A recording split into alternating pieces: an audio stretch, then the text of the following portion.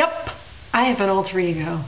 That's right, underneath these glasses is Aunt Sassy, the lady with the attitude. I mean, I don't suffer fools lightly. I don't suffer them at all. Be one, yes, but suffer others, absolutely not.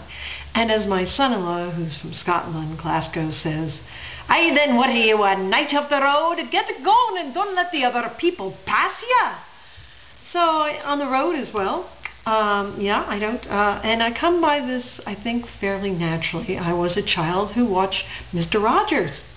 Mr. Rogers, man with the cardigan that zipped, walked into his little studio set of his home and introduced us to the land of make-believe.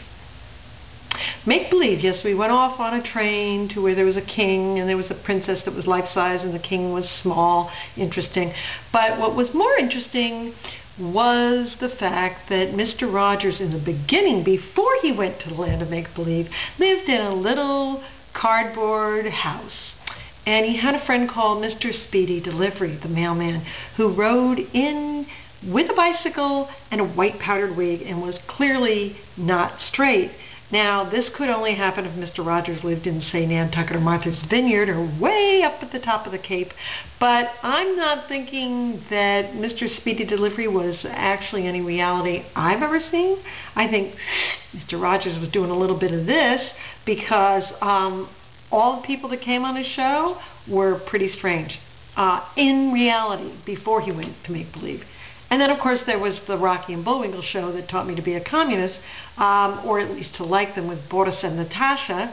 And Captain Peter Peach Fuzz. How did they slide that one under the radar for children, huh? And, you know, Moose and Squirrel. So I'm thinking I was trained at an early age to have many people in this committee. It sort of put Sybil to shame.